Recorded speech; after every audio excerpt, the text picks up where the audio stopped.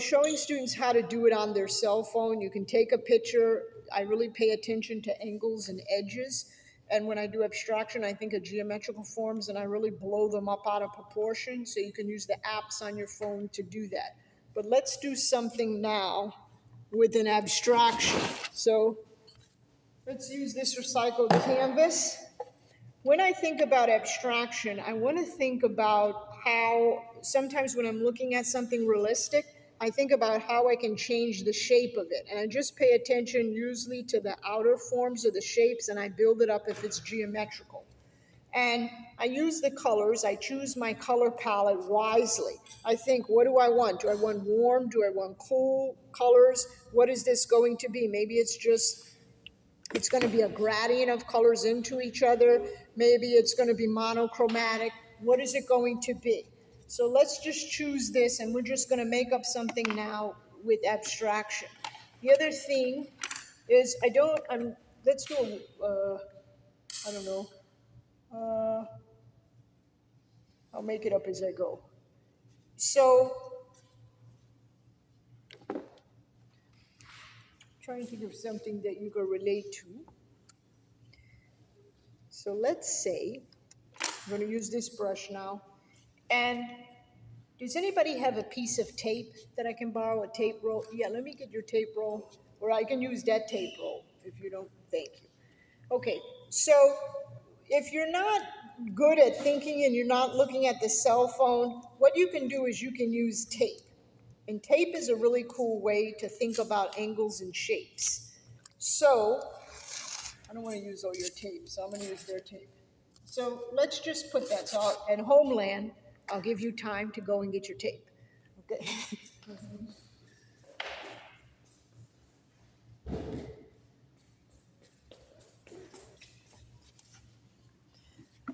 Okay, I'm back.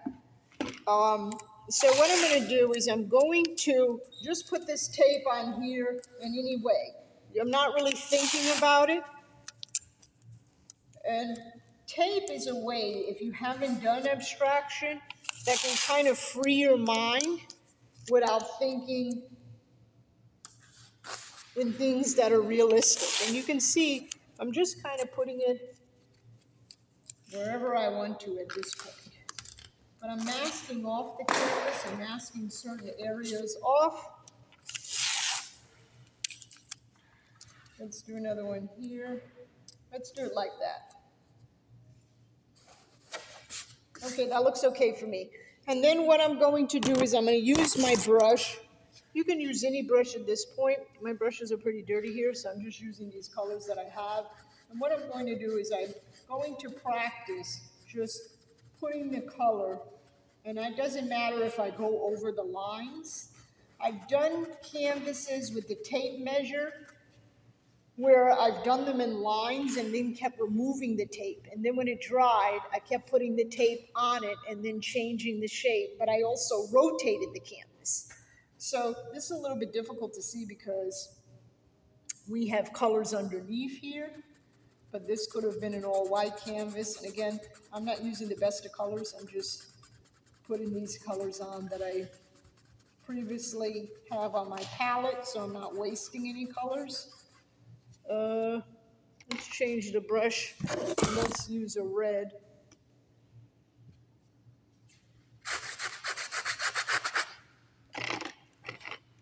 Okay. By the way, this is a 25-year-old brush I'm holding. So if it makes a scraping sound, it's okay. Okay, so I'm just putting this down here, and it doesn't really matter the direction. Maybe I want some of this to show through. It is an abstraction.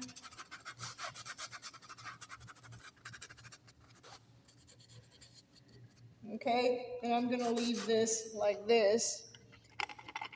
Maybe pick up a little bit of white. And it's really nice if you also treat each area of the canvas differently. You see, I'm changing your brush strokes now to cover this area. Okay, and then I'm going to have another color here. I'm running out of colors. Let's do orange.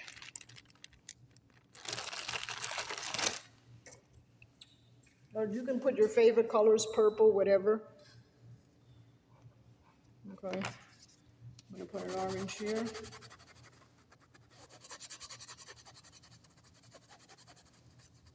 And then I'm going to continue the orange over here.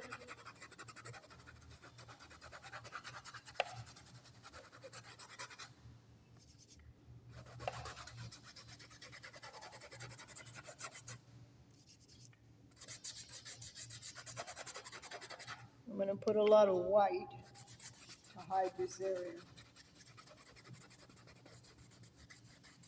Okay, so I pretty much have all these colors down. The point is I'm just trying, let's put some color here.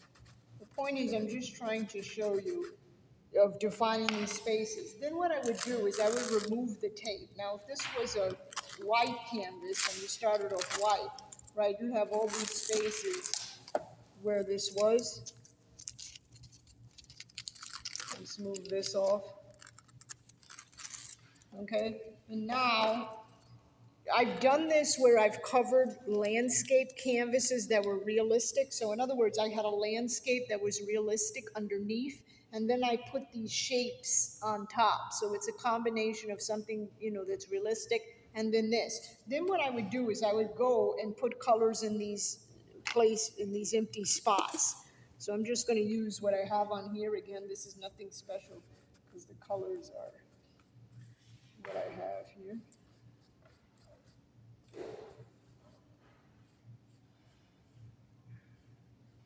And the good thing about when I'm doing something abstract, there's no pressure because I don't have to, it doesn't have to look like anything. I really don't care at this point, right?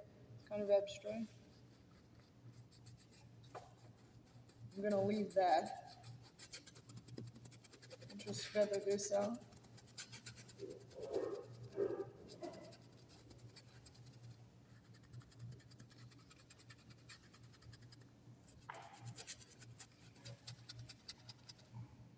Let's use some yellow here.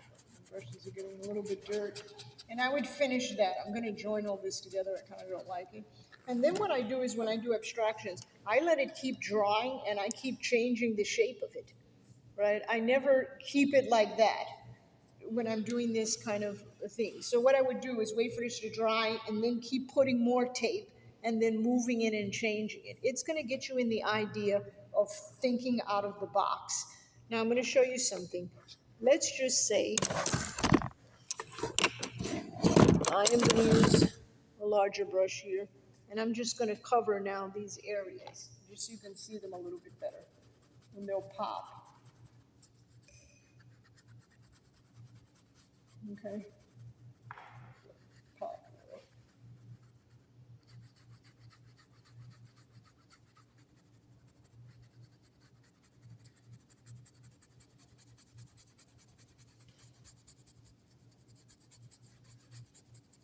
Okay, so try it with your squares at home. And you could even do square against square against square.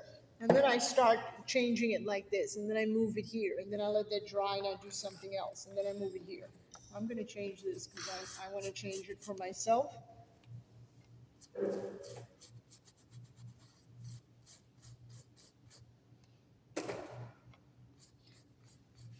Then I'm going to let that dry, and then I'm going to rechange those colors again. Okay, so that's one way that you can do abstraction. I'm going to come back to this. Is real bright colors, like that. The other way that you can do it, let's leave that there. I need to clean my brushes. The other way that you can do it is you can do abstraction with the palette knife. So let's go back to this guy. Oh no. Let's go to this guy. So when I do abstraction with the palette knife, I'm going to use two different size palette knives. I'm going to use like a half blade, and then I'm just going to use a small, regular standard, okay? And what you want to think about is the shape. So I'm going to do a face on the other one when that dries in a minute. And we're just going to use only the palette knife, so I'm going to use a lot of paint now. Let's just use these limited colors. And I want to show you something. So, I don't have a lot of yellow left. That's one of my favorite colors here. So I'll try to do it here. When I want to paint doing something abstract, what I do is I always save my palette.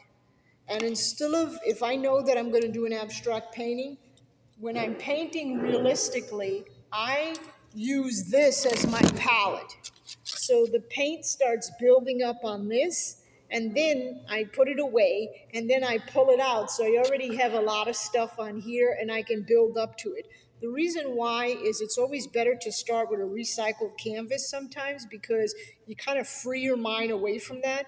And if you're going to a white canvas, you're stuck. What do I do? You know, and your mind naturally goes back to realism without even thinking about it. Okay? So now let's do this over here. I'm going to do it with the palette knife, and I'm just going to use the colors that I have. And what I'm going to do is I'm layering this first. I have a yellow here, and I'm just dragging it across. And the one thing that I really do love about the palette knife, if it gives me the sense of freedom to just put the colors on and not even like think about what's going to happen, especially when I have no water in my palette knife and I'm kind of just dragging it across. I leave these wonderful spaces that I have underneath, and I get all this kind of beautiful texture. I'll show you. Just drag it across here. And I can change also the direction of the knife. I can also pick up two colors and I can blend them together, and I can scrape down with the knife. So if I want some areas to look transparent, I can do that. And I'm just using these two main colors, but do you see how I'm using the same technique that if I was using when I'm painting realism, which is the idea that there should be relationships to each other on the canvas. So if I'm putting a white over here, it has to relate to a white that is going to be on the other side, okay? And, you know, you'll get into the habit, maybe you want this, you know, undercover, which is a brown here, you know, to be your main color. And you can see how I'm changing the knife. I'm using the back side of the knife and the other side. And I want to get some of these things really blending into each other, and some of them I want to not. And I really recommend students like to put on music, I think, because when you start, you know, have something in the background, it kind of frees your mind up from thinking about realistic, you know. So I can get to this real fast, right? And now I have all of these different colors. The other thing about abstraction is, when I do abstraction, I like working very large because you have a lot more to say that you can kind of build up the colors. But my recommendation for you is to try first the tape method, because it frees you up, right? And just keep moving the tape in different directions on the canvas and pulling it off.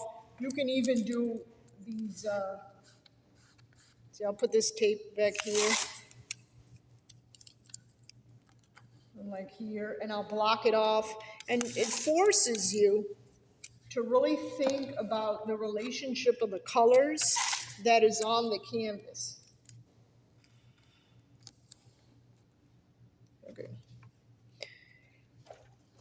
Okay, and then you keep taping it. Maybe this is going to be a white or something like that. The other thing about abstraction is sometimes I do leave exposed tape on the canvas. Sometimes I will use gold leaf, where I'll cut out things and I'll put it on there. So I have different textures and different things that I can build up to make it look even more thicker and abstract. So you can use gold leaf, you can use that. Sometimes I use torn pieces of paper. I could use collage that I might glue in there.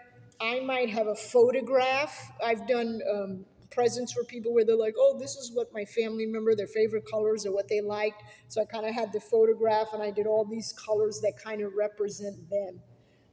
So there's no ending to do the abstraction. But try these simple exercises just to free I'll show you up close. So you can free yourself to be able to try it, to do it like this. Now I'll finish these. I got to go around to my students now, but I'll finish these so you can see what they look like. Okay. Bye. Ciao. Have a good week.